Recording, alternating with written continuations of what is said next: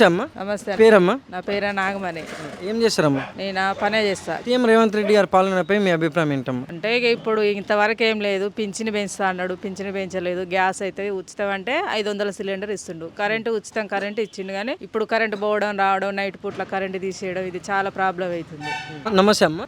మీ పేరమ్మా? సోమలక్ష్మి. ఏం చేస్తారమ్మా? ఏం లేదు, ఇంటికాడనే కాళ్ళ నొప్పులతో ఇంటికాడనే ఉంటాం. సీఎం రేవంత్ రెడ్డి గారి పాలనపై మీ అభిప్రాయం ఏంటమ్మా?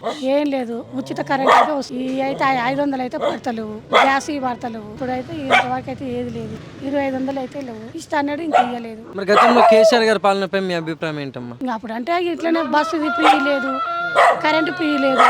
ఇప్పుడు ఈయన వచ్చిన కాంచి ఫ్రీ అయినాయి. ఆయన అప్పుడైతే వేయలు. థ్యాంక్స్ అమ్మా. నమస్తే అమ్మా. చెప్పండి. మీ పేరమ్మా? సీఎం రేవంత్ రెడ్డి గారి పాలనపై మీ అభిప్రాయం ఏంటమ్మా? మంచిగానే చేస్తుండు. ఏదైనా రైతు బంధు అయినా ఏదైనా గొప్పగా చేస్తుండు. రుణమాఫీ, కరెంటు, గ్యాస్ అన్ని వస్తున్నాయి. మరి గతంలో కేసీఆర్ గారి పాలనపై మీ అభిప్రాయం ఏంటమ్మా? ఆడు కూడా మంచిగానే చేసిండు, మంచిగానే చేసి ఇంకా రైతు బంధు మంచిగా ఈడే చేయాలి. థ్యాంక్స్ అమ్మా. నమస్తే అమ్మా. మీ పేరమ్మా? ఏం చేస్తారమ్మా?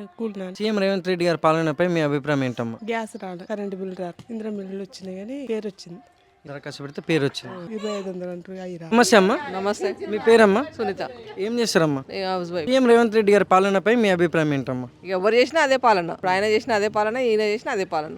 ఎవరికి ఏం బెటరు. వాళ్ళ బతుకు వాళ్ళు చూసుకోవడం, మన బతుకు మనం చూసుకోవడం. ఎవరికి గవర్నమెంట్ జాబులు ఇచ్చేది లేదు. అంటే పేద ప్రజలకు ఏవైతే రేవంత్ రెడ్డి గారు ఈ 6 గ్యారెంటీలను పెట్టారో తెలంగాణ రాష్ట్రంలో, ఈ కరెంట్ గానీ, గ్యాస్ గానీ, బస్సు గానీ ఏ విధంగా నడుస్తున్నాయి? కొంతమంది నడుస్తున్నారు, బస్సు బాగానే నడుస్తుంది.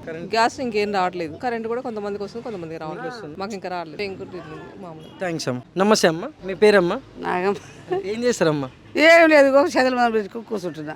సీఎం రేవంత్ రెడ్డి గారి పాలనపై మీ అభిప్రాయం ఏంటమ్మా? ఆయన ఇస్తానన్న 4000 ఇయ్యడా, ఇంతవరకు 2000 కూడా ఫస్ట్ వచ్చింది, ఇంతవరకు ఇయ్యలే. ఫస్ట్ భలే గెలిచిండే ఊళ్ళే, ఇంతవరకు ఇయ్యలేదు. ఈ నెల 28వ తారీఖు అంటే అప్పటి నుంచి పింఛన్ పడలేదా? ఈ ఆడదానికి రాలేదు పైసలు. ఈ నెల ఇంతవరకు ఇయ్యలేదు. డాపకు కొట్టిండు. ఏ మరి ఆ ఇచ్చే 2000 కూడా ఇస్తలేడు. ఉన్నోనికే ఇస్తుండు. కేసీఆర్ ఏమంటారు, రైతు బంధు ఉన్నోనికి ఇస్తుండు. 2 కొడుకులు చచ్చారు, 2 గోళ్ళు, 2 ఆడపిల్లలు. మేము ఎట్ట బతకాలే? నేను ముసల్దాన్ని కాళ్ళ నొప్పులు వచ్చినాయి. వాళ్ళు బో పెట్టమని పెడతారా? నాకు నీ కొడుకులే లేరు, ఏడ తెచ్చి పెట్ట అంటారు. ఇస్తున్నా అచ్చంగా ఇంతవరకు ఈయనడా. ఇక కేసీఆర్ ఉన్నోనికే ఇస్తుండు.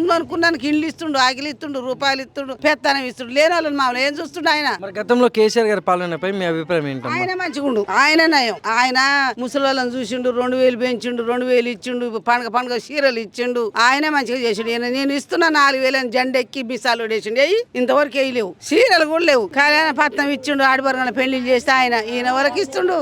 ఇస్తలేడు. ఈయన 4000 ఇస్తానని ఇయ్యలేదు. ఇచ్చే 2000 అని ఇప్పుడు ఫస్ట్ అన్నాడు, రేపైతే ఫస్ట్. ఇంతవరకు ఇవ్వద్దా? ముసలి కాళ్ళ నొప్పులు, పాలకేం కట్టుకోవాలి, చక్కెర ఏంది, శాపత్తి ఏంది, ఎట్ట బతకాలి మేము? మరి మీ 2 కొడుకులు చనిపోయినారు కదా, మీ 2 కొడుకులకి ఒంటరి మహిళ పెన్షన్ వచ్చిందా గతంలో? ఇస్తున్నారు ఇద్దరికి. కేసీఆర్ పెట్టిండు, ఇస్తూనే ఉండు. ఆయన ఎక్కువ ఇస్తానన్న ఆయన ఏమి ఇస్తుండు? ఆయన ఇండ్లు ఉన్నోనికే ఇస్తుండు, రైతు బంధు ఉన్నోనికే ఇస్తుండు, కట్టలు దానికి అందిస్తుండు. మా పేదలకు ఏం బాగా ఇల్లు లేదా? ఇప్పుడు పెళ్లి చేసే బిడ్డకి ఇచ్చే ఇల్లు లేదా? బిడ్డ ఎలా కొడుతుంది? మేము రేపు ఏడుండాలి? లేని వాళ్ళ చూసి ఇంత ఇల్లు ఇవ్వాలి.